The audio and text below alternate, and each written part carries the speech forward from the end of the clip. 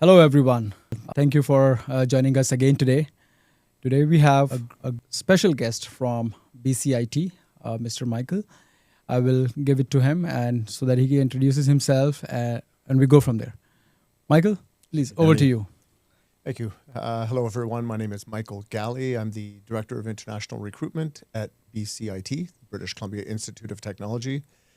I've been at BCIT for into my 19th year now, so I feel like I have a pretty good foundation on what BCIT is and what we do well. We are a public institution. We have about 45,000 students, including about 4,500 international students. 4,500? 4,500 Okay. from over 110 countries. Wonderful. So that's just 10% of the entire student base that you have. Correct. At the highest, I think we went to 15%. Okay. But we've never exceeded 15% international. Okay, that's wonderful. That's good to know. So you're not majorly focused on international students, but more on domestic sites. I mean, of course, you need both, the balance of it, but more majorly it's all for domestic. I can't say it's for domestic, but you have more student base of domestic students. Yes, absolutely. In some program areas, we don't have capacity for international students. Our health science programs, we have a mandate from the government of British Columbia to produce a certain number of nurses and other medical practitioners for the province. Okay. So we just don't have capacity above that. Okay, that's good to know. So we started this conversation really well now. So those were one of my questions for the later on, but let's start right now about them. So government, so it's only in the health sector that they mandate, or it's more on trade side as well that international students cannot join, or how is it?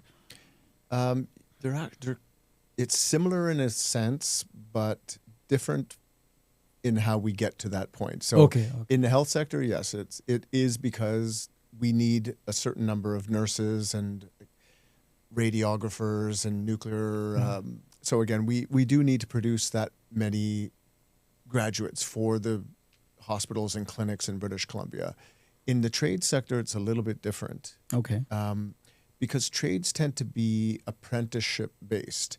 If you want to be a carpenter, electrician, welder, typically what you would do is start by finding an employer. You would and register as an apprentice. Okay. And then you start working and you come to school for a short period of time. Could be 6 weeks, 8 weeks. You get your foundation, knowledge of that trade, and then you go out and work for up to a year. And then you come back and do the next level, again, 6 to 8 weeks. Then you go back out and work. And this is how young Canadians become fully licensed journeymen in plumbing or carpentry or any of the trades areas. International students can't do that because, as we know, you can only work 50% of the time and study 50% of the time. It has to be no more than 50%. Correct. So trades are a little difficult, but we do have some programs like aircraft maintenance engineering where it's the whole program delivered over 2 years, like a regular academic diploma program. Okay. There's no in and out. You come only to school for 4 semesters, like any other diploma. Right. And then when you graduate, you're fully entitled to work in that field. We used to have the same thing with automotive service technician, and we still could, but of course, the federal government doesn't consider it PGWP eligible. That's another program. issue there now, right? Yeah. So in trades, it's mainly right now aircraft maintenance engineering. Okay. So the other programs that you mentioned about plumbing, welding, so they are not for international students? Not really. If they are apprenticeships, no. If there are some programs that have what they call a foundation program, but it's only 6 months. 6 months, right. So carpentry foundation, 6 months. International students once in a while will register for that program, but after 6 months, they have to go home because they can't get the PGWP. It's too short. Right, Right? right. It has to be 8 months, I believe. Has to be 8 months for PGWP now, but there are two components to it. If somebody actually wants to just get the knowledge, they can come here. Yes, Not every student wants that PGWP component. They just want to have knowledge as well. correct. So for them, it's good though. Yes. That 6 month thing. Right. So is it exactly 6 months or it's less than 6 months? I don't think they're so specific. It could be a little bit more, a little bit Faster? less. Because Yeah. why I'm asking is because some students, let's say they are on work permits. Now they're working in construction industry, let's say plumber or welder. Now they want to do these programs, but they can do so if they are less than 6 months, they can do it, Yes, right? And they get this additional knowledge that they can apply to their workplace and speed their career correct. that way, Yeah, that is possible, but they have to time it very carefully right? because right when their visitor visa starts the day they arrive, I believe. Visitor or yeah, exactly. So for visitors, it's when the day they arrive, they have to have that plan before they come to Canada, right? I get your point, what you're trying to say, right? So that's important for them. But students who are like, let's say somebody is a student, they want to do some 6 months, less than 6 months, they want to have this additional knowledge, they can go for that, I guess, Absolutely. right? Yes. And somebody who's on work permit, working already, they have this 3 years work permit. They want to do the 6 months program or less than 6 months, which is mandated by IRCC. So they can do those programs, right? So Yes. that will be additional knowledge. Good. For the healthcare sector that you were talking, is it like what kind of programs are those? So, but that's not for international students. There are a handful of programs that are available for international students. Occupational health and safety, Okay. again, 2-year diploma. Food processing quality and safety, which is quite popular. Right, yeah. Those graduates will work for either government as health inspectors, or they may work for large food producers or transporters. It's all about the safety of food. Right. And they're very good jobs, in fact, and lots of them. The postgraduate employment rate for those programs are very high. The other program is biomedical engineering technology, Right. and that's also very popular, very rigorous program. Mhm. The thing with BCIT is our 2-year diplomas tend to be the same number of course credits as a bachelor degree. And so biomedical engineering technology, I believe, is about 130 credits Okay. in 2 years. 2 years. That's Yeah. very intense for It's this. very intense. Right. So when they get out, I think the postgraduate employment rate is 98%, and they're starting out with a very high salary. That's remarkable. But you have to survive the 2 years 2 of years. intensive study. Right, right. And as we were talking earlier as well about this part, the education at BCIT is actually very intense. Very. Like prepare you for the real jobs, not just you are getting with another diploma, with all due respect to other diplomas, but you are actually graduating with the right knowledge, the practical hands-on education that you can use towards your employment. Yes. Let's touch on this employment, Michael. So you have been with BCIT for 19 years. How have you seen those students, whoever is graduating has actually shown those skills now, right? So when they get out to the market, what is the placement like? That number changes year over year. At our highest, we were at 98% postgraduate employment. Wow. Now we're down to, I think, 93%. A big factor right now is AI.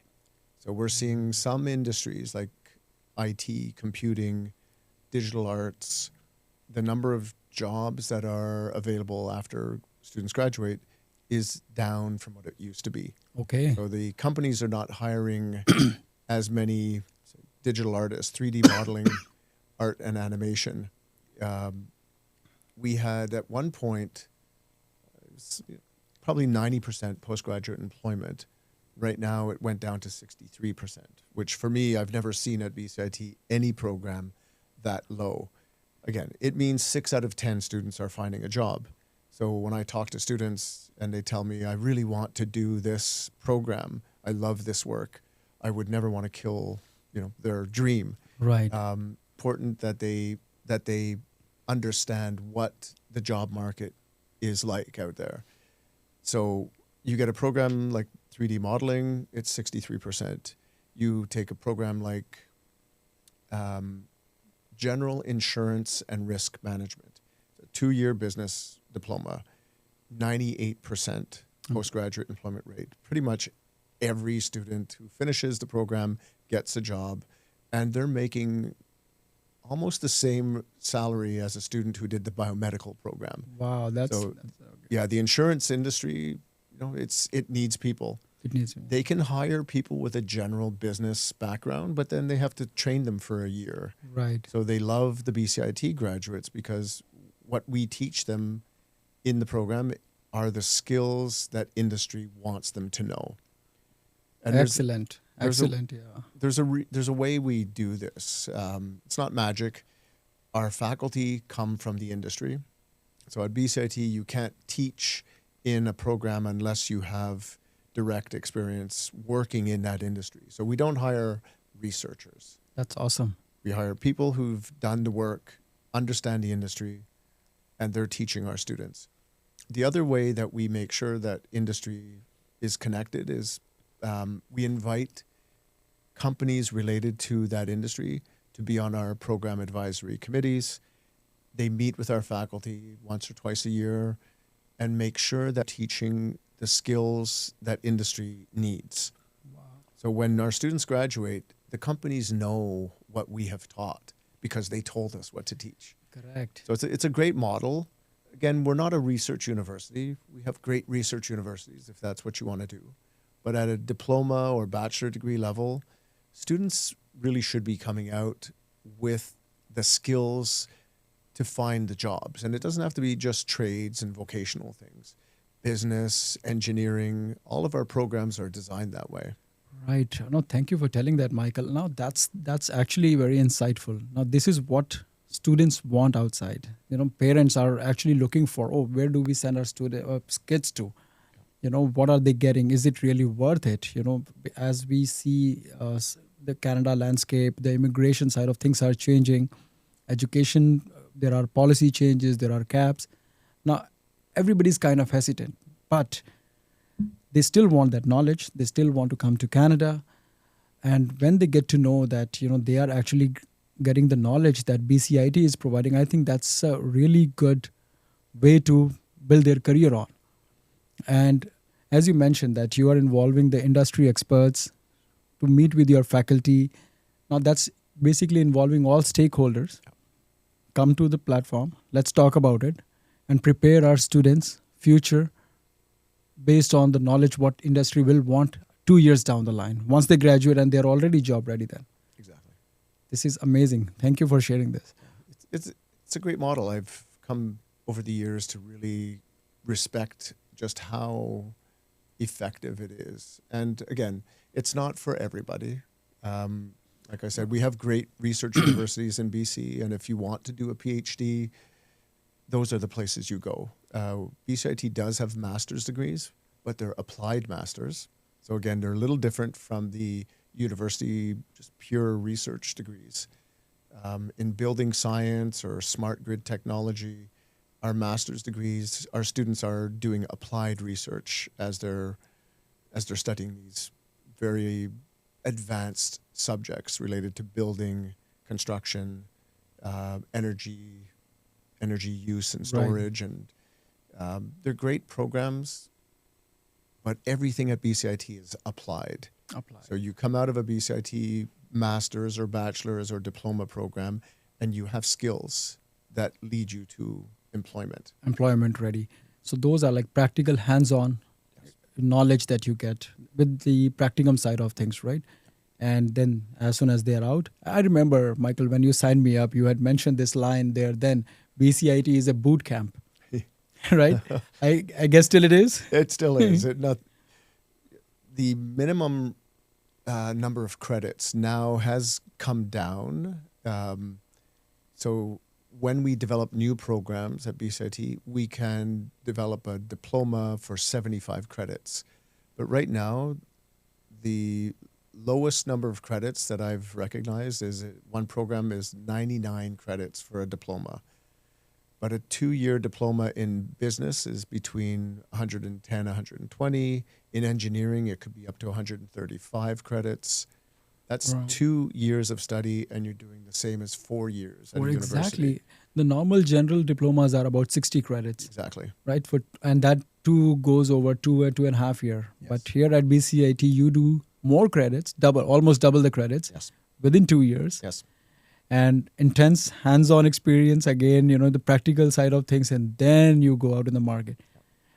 I don't like to sugarcoat it for anybody. It's not, fun in the Right. way a lot of universities and colleges may be fun, where you have lots of social time and you study a little bit.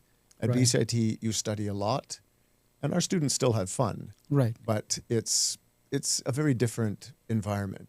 It's very hard working. Students are focused. They know they're here to study, to get out and get a job. Get a job. And Exactly. a very important statistic to recognize, 70% of our students, they come to BCIT after they complete a bachelor degree or some post-secondary at another university or college. Okay. So they already have a degree, but they're coming for our 2-year diploma, because with that 4-year degree, they can't find a job. Right. They come for our 2-year diploma because they know that's going to find them a job. So So only 30% of our students come straight from high school. And that's wonder. Canadian or international. They're mostly coming after they've figured out what they want to do, and they realize, okay, if I go to BCIT for a short period of time, 2 years, and I work really hard, I know I'm going to get a job. See, that's kind of like, you're not working for the title. You are actually working for the work, Yes. and now here, even if I did my bachelor's degree, that's kind of a title, bachelor's, but it has not gotten you anything in the real marketplace. But with your diploma, even if after a bachelor's degree, it's again, you get those practical things, and then you get job ready. And then the employment rate is high. The people are looking for, the employers are looking for those kind of well-trained individuals. Yes. They're job ready. When I was younger, Danny, the common approach to education, you go to university, you get a 4-year degree. Right. If you can't find a job, you just continue on and do your master's. But I think today that works against you, because if you do a 4-year degree and you don't have any work experience and no one will hire you, doing 2 more years of academic study doesn't get you any closer to finding a job, because Right. now you only have 2 more years of academic experience. Employers look at you as possibly somebody they have to pay more, but you have no work experience yet. Right. Why would they not just hire somebody with a 2-year diploma who knows how to do that work? Exactly. And so most people now have this understanding, okay, go to university to grow up and figure out what you want to do. And a lot of high school students, they don't know what they want to do. BCIT isn't a good place for them, Okay. because if you don't know what you want to do, you have to choose one field of study. You don't get to sample a lot of different things. So I think that's an important thing to recognize. Correct. It's not for everybody at that time in their life. Right. I mean, as you said, it's an intense program as it is. And if I'm confused, I don't know what I want to study, I'm enrolling myself at BCIT, double the amount of effort I have to put in to graduate those programs. And if I'm confused, I won't get anywhere. I'm losing my time. Exactly. Right. So once somebody has figured out, okay, this is what I want, for them, they are ready to finish those programs, to study those programs, just dive into it then. Yeah. Now, as you mentioned, so all these students, now they get practical hands-on knowledge in any course that they take at BCIT, and they get job ready, right? And the employment rate is good. You mentioned about in computer sector now, with the advent of AI, you are seeing some decrease in the placement, right? Now, how do you see BCIT introducing AI courses or programs? Because market would need that eventually. 2 years, it is going to get more intense. So, are you involving more industry experts, you may call it, to guide you on what will be needed down the line? And are you making those changes in the program? Anything on those terms? Yeah, that kind of thing happens at the program area level. In my role, I don't get involved in that, but I'm 99.9% Yes. certain that the program areas are having those conversations Right. with industry right now. And we've been doing AI in computing for many years, probably 10 years, uh, where our 2-year diploma in computer systems technology, there was one option to take AI, Okay. and it was a specialization. In the second year of the computer systems technology diploma, you have to choose an area of specialization. AI was the most popular. Now it's really the most popular. But we also have a master's in computer science, which has a focus on AI. Okay. We have a business information technology management program that has an AI thread. So it's already integrated into some of the programs, but I can see in the next couple of years that will expand. That will expand. And it's not unusual for BCIT to close some programs and open others. It always comes back to what industry needs. If they Right. don't need as many 3D modeling artists, we will collapse that program in with one of our other digital arts programs, which Right. is what we're doing right now. So that's amazing. So you're doing everything possible to be ahead of the trend. Yeah. Right? And when you see some changes, some spirals, so you adjust accordingly. So then students get the best value out of their time and money. Yeah, exactly. Not just for international students, even for domestic students. That's how it should be. That's, I think, one of the reasons BCIT could be different from other institutions for students to think about, to do their, come out and study here. Yeah. You hear a lot in the universities about academic freedom, and professors should be allowed to teach what they think is important. And I don't have an issue with that at all. Academic freedom is important. But at BCIT, it's really more about what industry needs. We're focused on teaching the students the skills and the knowledge that industry is looking for. So it's not so much about academic freedom. How you teach it is probably your business, but Right. the subject matter and the learning outcomes, those have to be established with the industry in mind. Right. So if we're telling somebody that we're going to teach them something, we're teaching them what industry wants us to teach them. Correct. And again, that leads them to better job outcomes. Better job outcomes. And especially like any international students coming to Canada, their focus is on good education. Not all want that, of course. Some want shortcuts or easy way. I can't say shortcuts, but easy way, doing general diplomas, which again, from immigration point of view, they have cut that down a lot. So what immigration wants, students want to come here and actually study. BCIT is giving them the platform. Okay, come, study with us, gain that right knowledge, get ready, go for the job. Again, which is their goal, to get the job and permanent residency. Those things will eventually follow automatically. Correct. They don't have to focus on those things once they have the right base. Yes. Right. I think BCIT sets them up very well for that. Again, if your goal is to do a PhD and research in a particular field, starting at BCIT doesn't prevent you from doing that. It gives you a very hands-on, applied basis to work from. And then moving on to master's and PhD study, there's no problem with that. What we don't teach at BCIT are first-year university courses. So this is an interesting factor about BCIT. When you start in our 2-year diploma, it's more like you're doing year 2, 3, and 4 courses at the university level. So in our second year, again, we're doing 120 credits. In the second year, the courses are much higher level. And so if our students want to transfer to university, they have to actually take some of those first year general education courses. Okay. Unless they've taken them before already. Okay. But we don't teach them.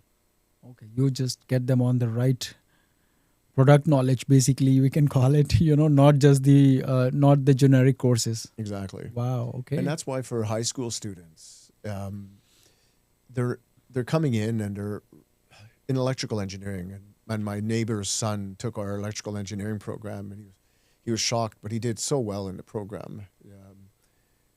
But I had talked to him before as well and explained to him, it's not like university where you're going to go and take some general education courses for the first year.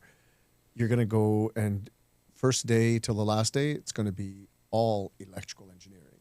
Okay. And so they graduate and they've got 130 credits, 135 credits, but it's 100% of those courses are related to electrical engineering. Interesting. So they're so far ahead, and that's why they get jobs so easily. Right.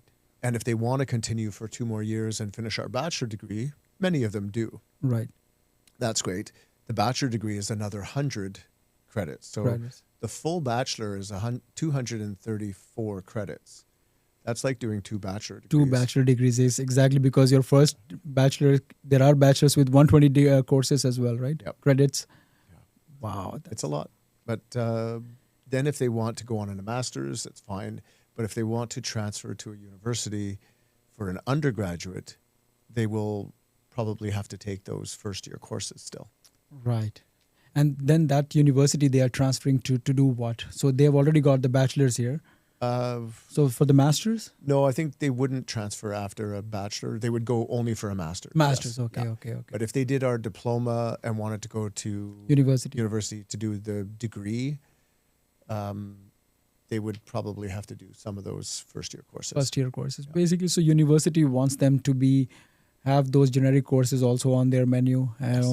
And okay, they may have their own logic to it, but for the job specific, these electrical engineering from day 1 to last day of the college. Yes. They're just specifically studying about that program. Yeah. Wow. Actually, in our the bachelor degrees at BCIT, there are a certain number of general education courses, but they do them in year 3 and 4. And it's not as much as they would do in a university. Right. So the first grilling is about the product. Yes. Right. And then it's about generic anything. Yeah. Not generic first and then product. I think it's probably a requirement of the ministry that students have to have a certain number of general education courses outside of their subject. So it's probably why, but it's funny that we do it at the end of the program. End of the program. Not at the beginning.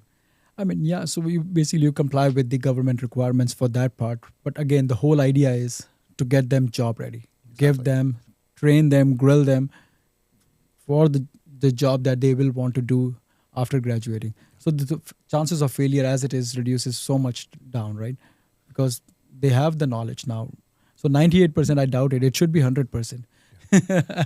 Well, civil engineering is 100%. Okay, there you go. Everybody gets a job. Construction management surprised me. I looked up the statistics the other day. It was 98%.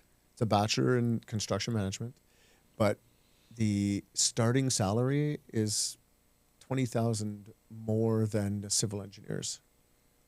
Interesting. 20,000 more. Yeah, so the construction industry, I guess they pay a lot more for people who can manage their construction sites. Correct. And I see, I'm sure you must have seen it yourself as well. Canada has more jobs in construction side as it is, right? Yes. We have so many construction going on in every industry, and somebody is skilled, they get hired. Yes. Right. Oh, absolutely. And now I think with this push to increase building in Canada, it's going to become even more so. Yeah. Right, and Mr. Mark Carney, I think he's proposing on a lot of things in construction side as it is. Oh, huge funding for trades seats.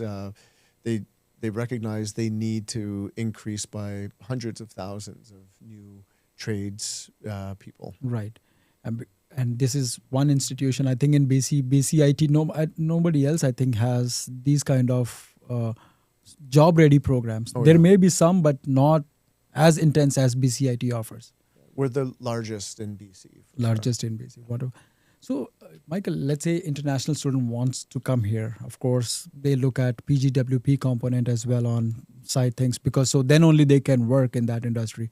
So, majority of the programs, we can share the list, here with our viewers after this one. So they can choose those programs. They can still go out and get those jobs, correct? Oh, absolutely. Right. And on our website, you can even see, if you click on the graduating and jobs section, each program shows the statistics for postgraduate employment for the last 3 years. And these statistics come from the government. They're not our surveys. It's the government that surveys the students, and they show how many of the BCIT graduates found employment, Wow. how much they, what their annual salary is. You can see all those statistics on the website. And it's good to do that. Whenever I'm talking to students, I want them to see that. Right. Again, if you love 3D modeling, I'm not going to do it, but I do want you to know that the postgraduate employment is on, lower right now. So just be aware of that. But if you want to be a civil engineer, look, it's 100%. It's 100%. Everyone's getting a job. It's a great industry to go into. Right. So yeah, no, thank you for mentioning that it is on your website already and posted by the government of BC. Correct. Interesting. And it's not, some may doubt, it's in some institution they don't do that, but yeah, they have their own numbers, but it's by the government. Yeah. You can see on the when you download the Yes. I think it's a PDF, but you can see the source of where it's coming from. Interesting. It's not Interesting. It's not BCIT. Wonderful. Good to know. So now these students, on your website, I see, as we know also that there's flexible programs and there's full-time programs. So students always get confused with, and it's marked as private student, private program, part-time, sorry. programs, Part-time, yeah. So students always get confused. If you can throw more light on that, how that works? Yeah. So part-time studies, a lot of other institutions would call it continuing studies. But at BCIT, we've always had a different model where you could do a full program in the evening. So a certificate, a diploma, a bachelor, even a master's. There are different credentials that are available in part-time studies. It doesn't mean that you are studying part-time, though. As a Canadian, I can study just one course every semester, and I'm fine. Right. But for an international student, you have to meet a certain number of course credits. 3 courses, yeah. Yeah. So as long as they do 9 credits, which is usually 3 courses, Yeah. per term, and they have to study all 3 terms. So January, May, and September term. Right. So 9 credits, 9 credits, 9 credits, you are full-time. Okay. If you study more, like 10, 12, 15 credits, it's fine. You can't study less because then you lose the full-time status. Full-time status, right. So some of those programs, computer systems, it's a certificate. It's actually half of the full-time diploma program. So you could do computer systems, 60 credits certificate and 60 credits diploma in our part-time studies, or what we call flexible learning. We've changed the name to flexible learning. Learning. But on the website, it still says part-time studies. Just when you're thinking of that, think part-time studies is for Canadians, flexible learning is for international. So that's the clear demarcation there. Yeah. Okay. Yeah, so we do actually have quite a few students in our part-time, in our flexible learning programs. That's good to know. That's flexible. So the difference between flexible and part-time, there is no difference. It's the same thing. Flexible is for international students, part-time. The website says that because I get this asked a lot. Oh, it says part-time. They get confused but yeah, you're meeting as long as you are taking those 9 credits. Could be in 3 courses, could be in 4, because some courses have less credits as well, right? Correct. So as long as you have 9 credits, you're good. So you mentioned students need to take 3 semesters, like all those, because some institutions allow summer break. Yes. So in this flexible learning, there is no summer break. Interesting. Okay. So if you did 9 credits each term, you would end up with 27 credits if you did 3 terms. Right. That's how we arrived at that, what full-time means at BCIT in the flexible learning programs. You can't have double flexibility as it is. Yeah. Already, and you're doing flexible, I think this is the logic behind that. Yeah. or you already got that 9 courses, 9 credits only. Now you want summer break as well. When will you finish this program? Will you be job ready then? No, we want you Yes. to be focused on in your studies. I think It that's part of the reasoning. it stretches it out too long. Yeah. Right. I mean, to me, the best programs are around 50 credits, and they're usually certificates because if you were to do 9 credits each term, that would take you 6 terms to complete that certificate, and that would make you eligible for the maximum PGWP. Right. If you take a associate certificate, say it's 27 credits, you do 999, you're finished in 1 year, the duration of your PGWP is affected. Affected, yes. And then again, you want maximum work permit eligibility so then you can have more experience in Canada. Yeah. And then, of course, that's PR and whatnot that you're focusing on if somebody wants to do that. There are diploma programs, like say accounting, which is 120 credits. If you did that 9 credits per term, it would take you over 4 years. Right. So the diplomas are probably too long to consider in our flexible programs. Although you can probably switch back and forth from regular daytime program and take some flexible semesters, and go back and forth a little bit as well. Oh, yes. So, I mean, anybody again who's interested, who wants to study faster, who wants to get that job, there is no fun in delaying the program as it is. That's right. Right. And just doing some other random jobs, then you're killing your time. Again, BCIT is not for that, I guess. No, it's not. And you will not be job ready. Then I think that's where the 98% comes in if any student is doing that. So that's 2% right there. Yes. So Michael, now what do you see like in your 19 years at BCIT? So you must have seen lots of different types of students. Some are studious, some are not, but they get serious after one term. So what sets apart a successful student and not so successful student at BCIT? That's a great question. Generally speaking, the students who know what they're getting into at the very beginning tend to do better. Right. So we try to be as blunt as possible and explain to them what it means to study at BCIT. If you think you're going to, have many parties every night, Yeah. it's probably not going to happen. You're going to be in school 4 or 5 hours a day. You're going to have 4 or 5 hours of homework. You have to sleep. You have to eat. Yes. Even working a part-time job is very difficult in our daytime programs. So if they Interesting. know this, they're better set up to succeed. And it requires a certain amount of maturity. And again, only 30% of our students come from high school, but those students are already very mature when they come to BCIT. Like my neighbor's son, he was very mature. Right out of high school, completed the program, did very well, but he was the youngest in his class. So he was already. So there are some those mature students Yes. who can see through things, early or what I want. Yeah, exactly. Right. For those who start and struggle a little bit, they can find their way back into the program. They can take some summer part-time courses to make up for courses if they've failed them.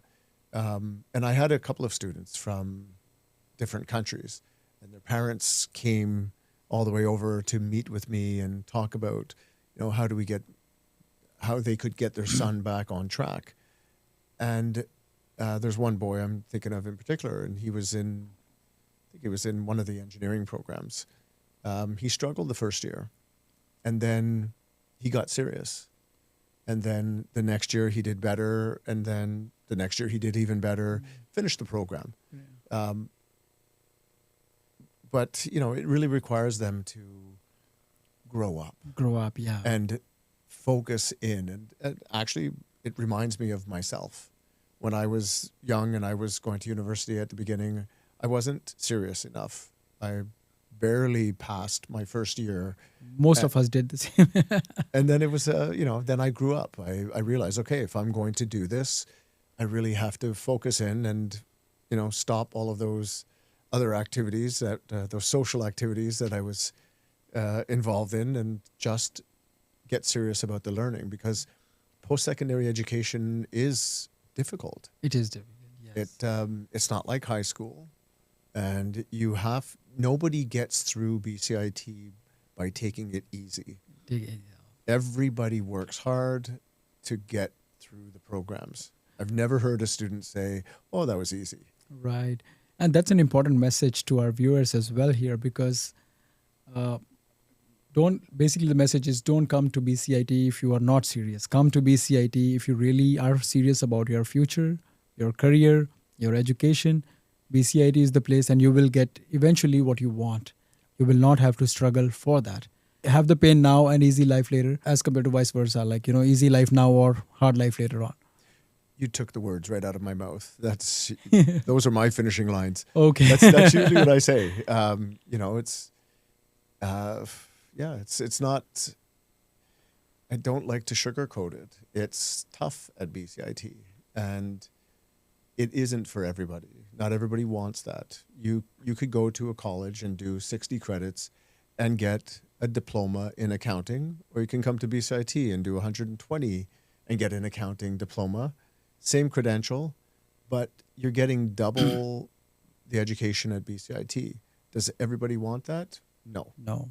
But the ones who do it, they do it because they recognize, oh, I'm getting so much more. So much more. In that period of time. Yes, I have to work harder, but that's who BCIT attracts, and that's who should come to BCIT. I think Immigration Canada, for international students' point of view as well, I think that's what they're focusing on. They want those quality students. I believe you'll agree with me. They want those students, okay, come here, study, make your career. They just don't want small job, labor job students anymore. They want highly skilled students. And it's a good message for all whoever will watch this, that, okay, if you want to send your children or anybody to Canada, BCIT is the place. You come here, you get the right knowledge, and I think it's not just career in Canada. Even if they go back, they have better quality education. For sure. Right? Yeah. It's not, and it's applicable anywhere in the world. BC has great public post-secondary colleges and universities. I find the collegiality between the public institutions in British Columbia very good, because everybody recognizes that each of our schools offers something a little bit different. Right. But it is all high quality. High quality. And students have to choose the school that fits who they are. I really believe this. I don't think you go to a school and try to fit into that school. Right. It has to be the school that represents who you are. Makes sense. So BCIT is, I would say it's a little bit blue collar, even though we have master's degrees. It's very academic, but the work ethic is very blue collar. Blue collar, yeah. Do it. Yeah, do the work. Do the work. But we work very closely with UBC, for example. We have some joint programs in biotechnology that are great because it leverages both the very hands-on applied learning of BCIT and the more research and academic aspect of UBC. So it's not that they're not compatible, but they are very different. And for some students, they really benefit from having the two. But again, if your primary goal is to come in, do a program, and get a job, BCIT sets you up for that. It really does, yeah. I had read a book, you remind me of this blue collar thing, but, I had read a book long time ago on Toyota, their business process improvements and whatnot. So they had mentioned in that book, their top engineers working at the firm, if their hands are not greasy at the lunchtime, it means they have not worked on that day. So it's not that they don't want their engineers to be sitting behind the desk and just making plans and signing off documents. They want them to be with their workers at the plant doing the work. Of course, depends on the percentage of it, but the whole idea is you are there not just as a boss, oh I'm there, or you do this work, right? So this is what I think BCIT is, again setting them up. We have talked about few times now. Do the work, get that knowledge, the hands-on experience, and go out and get the job. Yeah, you make me think of 2 or 3 weeks ago we had the engineering expo at BCIT. Maybe it was more like a month ago. But all the students from the engineering programs were displaying their capstone projects. There you go. And again, a lot of the time they go out to a company, they have a discussion about a problem the company has, and they go back, design the solution, and they build the solution. And then at the expo, they demonstrate it. And it's always so inspiring for me to see what these young men and women produce after just 2 years of study at BCIT. That's interesting. Wow. The ones with the 4-year degrees, they're even higher, but it's very impressive what they're able to do after just a short period of time. And they're getting that industry experience by going out and doing a capstone project that is based on a real life problem that a company is having. So extremely valuable to take that, leverage it, and go on to get employment after graduating. Exactly. And again, hands-on. Everything is just hands-on. And these students, you have seen them for years now doing that, right? Not just this every year particular expo, but every other year you have those expos, and you must have seen different students and excelling in Canada. Yes. So you see international students also having the same, everybody, yeah. right? Yeah. And usually you can't tell who's an international student at BCIT because we all come from somewhere else. Right. So yeah, there's one that will say, oh yeah, I'm an international student, when we're having a conversation. And then we try to interview them and, bring out, their story on our social media. But they're never working just with other international students. They're integrated with the domestic students, because at BCIT, you always work in teams. Nice. So there could be a team of 3 or 4 students. Maybe one of them is international or 2 is international, but the other 2 would be domestic. Wonderful. That leads to my next question. I wanted to ask. So international student coming in, now they're coming from different world. So they blend well with these domestic students? Most of the time. I would say, probably when I was young and I traveled abroad the first time, it was a little bit of a shock. But I think young people today they're exposed to so much more, and they seem to integrate much easier. But of course, we have plenty of services for international students. We have a whole international student center. They could go for any kind of assistance. So I don't usually see problems with our international students integrating. Good to know, yeah. And again, you could be Canadian, but you're just recently a permanent resident.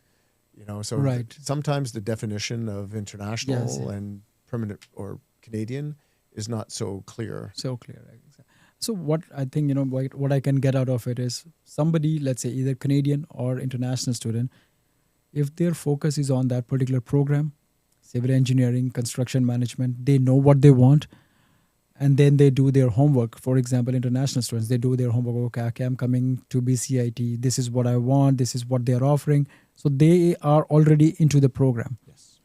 They're thinking about that. For them, it's just a place now, Canada, okay, where I can get my daily groceries and all that. Okay, this is where my focus remains here. For them, it's not a culture shock. Somebody's not focused, not knowing what they want, now it becomes a culture shock. Oh, where have I come? Because now they have no goal in the mind. Can we say that? I think so. Yeah. I think so. If you're just discovering when you arrive, it's not setting you up well. What you described, these young people doing their research and finding out what the program is and having that goal to do that program, I think that's really a key to succeeding in post-secondary. Post-secondary. You really need to know what you're doing and why you're doing it. And if you're young and you don't know what you want to do, and you say, yeah, I need to grow up. I need to learn about the world. It's fine to do that and go to a college or go to a university and take those 2 or 4 years to let yourself learn about the world. Right. A lot of students, and I think I mentioned this earlier, when they finish a bachelor degree, they go, if they can't find a job, they think about doing a master's degree. But I really feel like if you can't find a job after getting a bachelor, doing a master's right after doesn't really set you up well, because you're just adding more academic study. So that's, again, why 70% of our students, they have a bachelor. They choose not to do a master's necessarily. They come and do a diploma with us. Right. Because they get that hands-on. Hands-on. Yeah. And once you have gotten that experience, then if you feel like, oh, do you want to do masters, then do it. Yes. Now you have applied what you had learned to your workplace. Now your mind is further mature to grasp more knowledge and take things higher up from there. Yep. That should be the general thing anyways, I guess, before doing some masters anywhere in the world. Yes. Some masters, I think institutions, they want you to have this 2 years of work experience before you enroll. It makes everything you learn in the program, it gives a context to Context, it yes. that you would never have if you just came out of a bachelor degree. Because you study in school for 4 years. If you don't get real work experience, real world work experience, you still don't know how it applies in the real world. Like, our faculty come from industry. They teach the students, what is it going to be like when you graduate and you go get that first job? Right. It's going to be like this. It's going to be like this. But until they actually get out there and have that experience, it's still just what somebody has told them. Exactly, yeah. That makes sense. So for international students, is there any support sitting, like let's say I'm an international student sitting in some other country, and now I want more help or more context to the, questions that I may have. Okay, when I come to Canada or BCIT, I want to know some things about that program, area and all that. So does BCIT have any alumni group that they can join or ask their peer, seniors any kind of questions? What's the experience like? Because some institutions have that. Yeah, we don't have, our alumni network is definitely out there, but I haven't seen it utilized for this kind of thing. Within the program, what I usually do, if I have a student who's asking me a very specific question, I will email the program area directly. And it's an interesting thing with our faculty. They're always willing, it seems, to have an exchange with a prospective student to answer their questions. I was in Taiwan and I met a gentleman who was in his 40s. He was considering to move his whole family to Canada to do our master's in computer science, but he wanted to make sure. Right. And I connected him to the head of the program, and they had a meeting, or I think they had 2 meetings. Interesting. And, to help him understand, is this the right fit for him?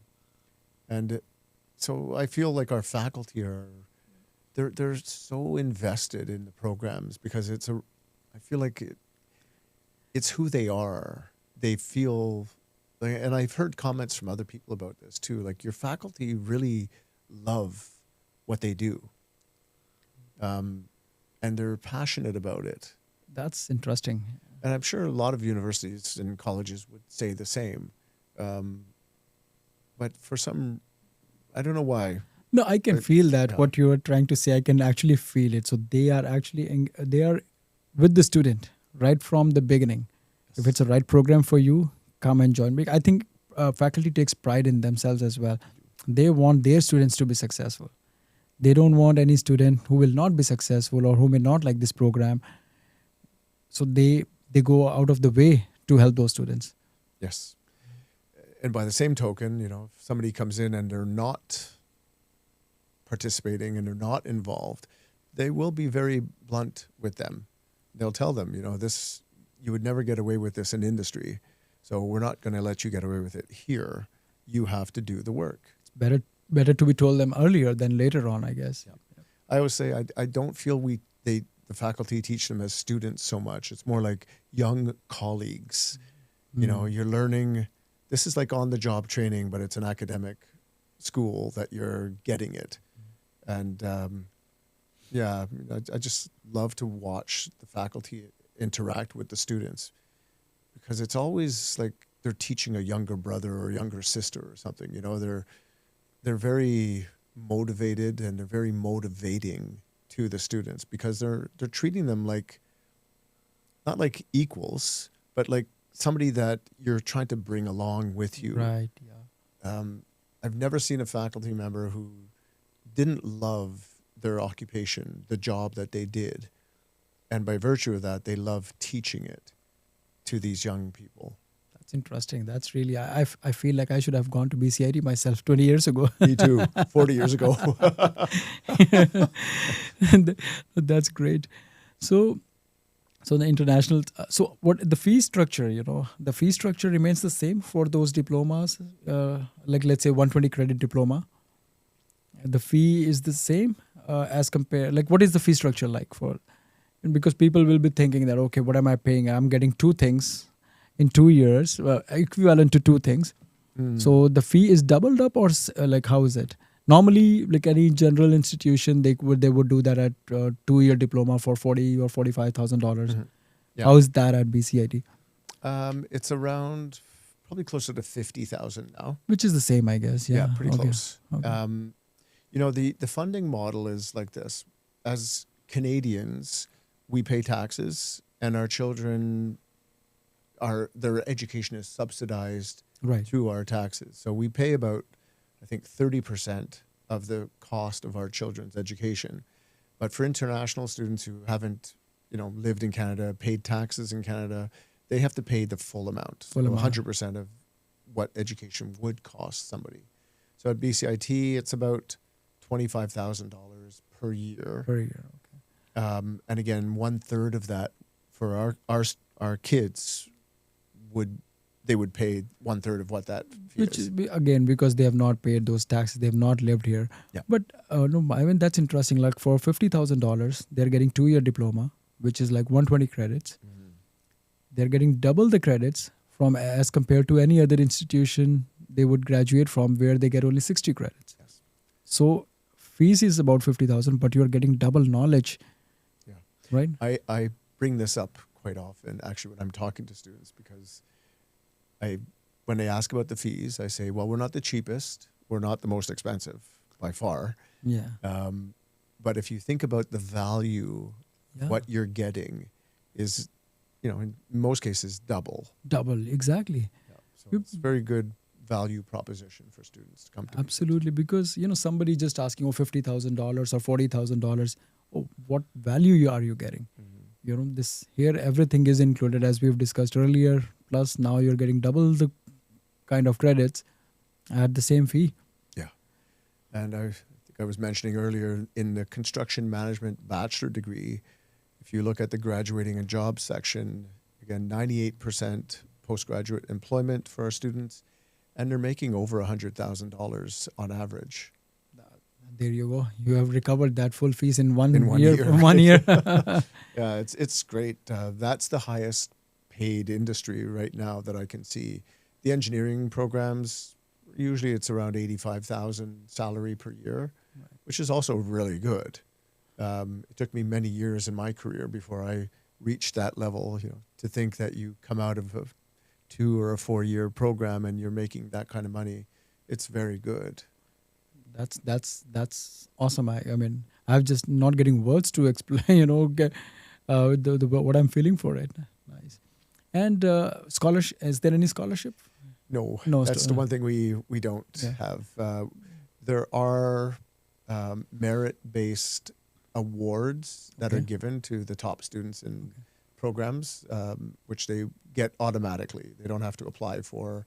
If they're one of the top students, they may get an award at the end of the first year. First year, okay. Oh, good to know, because people want to know about fees and scholarships, so I asked that question. And last few questions here.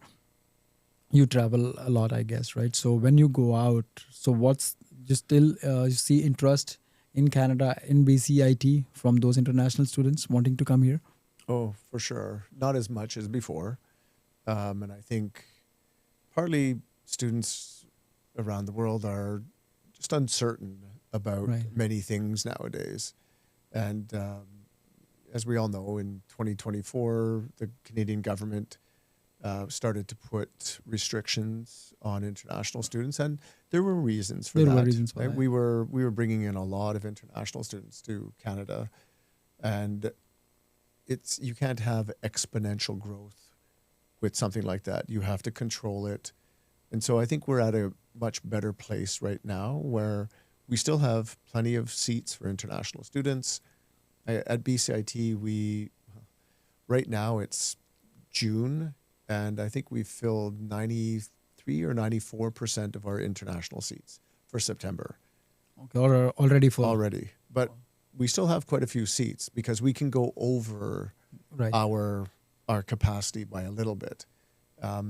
When we don't have as many domestic students in a program, we can put extra international. Okay. So we still have a good number of seats. But I think we're meeting the needs right now of the number of students who are traveling abroad. We've had at least double that number of applications, more, maybe 60% more applicants than students that were accepted. The concerns I've heard were, are there going to be more changes? And I feel now that we've hit a stable point, and probably the government in the next couple of years has to start thinking about incremental growth again, sustainable growth, because Canada needs immigrants. Immigrants, yes. And what better people to come to Canada than those who study first, have the standards and the occupations that the country needs. I think for students who are thinking about coming to Canada, now is actually probably one of the best times to come, Yes. because now you're not competing with a million other students. You spoke my mind now. Yeah, sorry. And if you're going to take a program, you're going to take one that is eligible for postgraduate work permit. That won't change. If you apply for that program, you're accepted. When you graduate, you will get your postgraduate work permit. They're not going to take that away from you. Right. It may change in the future if some programs may become ineligible. And if you get accepted at that point, then it would change your status. But I think students can feel very secure now that when they apply to a program that is eligible, they will get their PGWP. And I think there's going to be less competition for jobs and Going other things forward, yeah. going forward. So we're probably, we've come down, and now I think we're going to start to see the rise again. And the rise will be steady. The growth Steady. will be steady. Yes. Because as you mentioned, there is not going to be much competition for anybody coming to Canada now. This is the best time for them to be in Canada. We've always had at maximum, between 10 and 15% international students at BCIT. Some institutions had more. And in BC, they put a restriction now. You can only have up to 30%. A few schools had over 30%, which is getting high. But in some provinces, they had some schools that had 90% international students. It was just too much. It's not sustainable. For a public institution, I think 10, 15, 20% is good. It's sustainable for everybody, for those students, institutions, public in general in Canada, right? Yeah. And it benefits our domestic students to have that global perspective that the international students bring in. And again, for BCIT, we've really, since I've been there, my goal has been to diversify our students. So we go to good number of countries, and you can see by the population of international students, it's quite diverse. Quite diverse. You go onto campus during the day, and you see people from everywhere. There you go. And see, this is what, like when I started my journey, 2007, this is what we were told in India at that time. You get global exposure, you get diversification. You work and study with students from all sorts of background. Now, when we came here, actually that was the case. We had students from Europe, we had students from Kenya, Ghana, Philippines, everywhere. And Canadian students here, they were getting benefit of that similar experience in their home country. Yes. They didn't have to go anywhere out, right? And having that right balance, I think we as Canadian immigration has made that now. So it's going to the same good sustainable level for everybody. Yes. Absolutely. Yeah. The only caveat I would put on this subject is, if you are coming to Canada to study, don't stay in your little community. Try Absolutely right. Try Yes, to make yeah. friends with other students from different nationalities. And sometimes it's hard to do, but you got to put yourself out there. And I've seen groups of students together where they're all mixed from different places. And to me, that's very encouraging, because it shows they're stepping out of their comfort zone. But you're coming from thousands of miles away. You're already out of your comfort zone. Correct. Go that last extra step, Yes. and just try to make friends with people who are not familiar to you, that you can't speak the same language, you don't have the same customs. Because that's what Canada is. We've all, except for our Indigenous people, we all came here from somewhere else. There you go. And most of us who have been here for a few generations, I wasn't actually born in Canada, so I was a landed immigrant as well. But my friends come from everywhere. And that's the beauty of Canada. Yeah. And again, once as you mentioned it, right, you don't need to be just again among your, it's not bad to be there, but go out of your comfort zone, make friends with others, and everybody welcomes each other.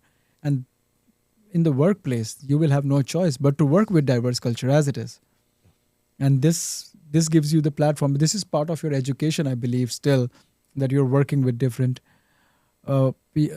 students from different parts of the world. Yeah. We all bring something Yes. unique to that experience, to those relationships that you have in the workplace, in school, personal work relationships.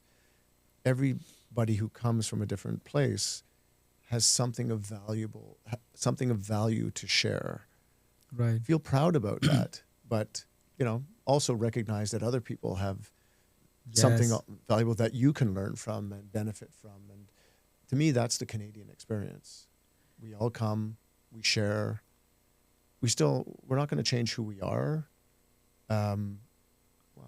But we do change who we are, because you recognize after a few years, you go back home and you're a little bit different from other people. Absolutely. Your mind is opened. You've had other experiences. You've grown. You've developed. It's, again, the Canadian experience is, I still, after my entire life here, I still think Canada is just such a wonderful place. It truly is. As you mentioned, Michael, that you are yourself a landed immigrant. I'm also first generation. Canada has given us everything that we wanted, be it education, the work experience, the independence of doing everything, all the resources at our place, like at the fingertips. The one thing that, I used to get fascinated the most was the web is full of the information. Any government sector, any public sector, anything that I want is all written out. And this was not started today. This was written out 20 years ago. They started writing that out, filled up the web pages. As soon as I think the internet came out, they started writing them out, made it public. For me to do immigration practice, it is only possible for us to do it because it's already written. We just have to follow instructions, comprehend, and at the end of the day, okay, connect the puzzles, and it's all there. Any other country, it's not there as much, It can be some departmental not being so transparent with their own people. So we can go on and on about that. So that's the beauty of Canada. And again, learning with diverse culture, you again grow a lot. And when I came here as a student, again, as I mentioned, we had students from different nationalities. So we are still in touch. And we take so pride in that, somebody invites you for marriage. Oh, that's happening in some other country. It couldn't have been possible staying in my just home country. I could have been comfortable, but not have made those connections, not have gotten that maturity that is required. That helps, actually, that I could say that. No, thank you so much, Michael, for enlightening us with your expertise, your experience throughout your 19 years of journey at BCIT. This is what actually people want to hear, understand how things work, not just oh yeah, come to us, we are great, but why we are great. So those reasons. Thank you so much. It's been a pleasure. Thank you very much. One last message for the viewers from your side, for the students wanting to apply. Now we've discussed everything. Maybe just a one-liner. Yeah, BCIT is a great institution, but again, it's not for everybody. Make sure you do your homework and figure out which school has what will benefit you the most. Don't pick based on the reputation necessarily, but reputation is important. But most Canadian institutions have a great reputation. So look at the way the programs are designed, and also listen to your immigration consultant and education consultant, because they work very closely with all of us and they'll help guide you. So strongly recommend that. And one last thing on Canada, it's not perfect. It's really good, but when people come here, they contribute, they help make it better all the time. Awesome. That's fantastic. Thank you so much, Michael.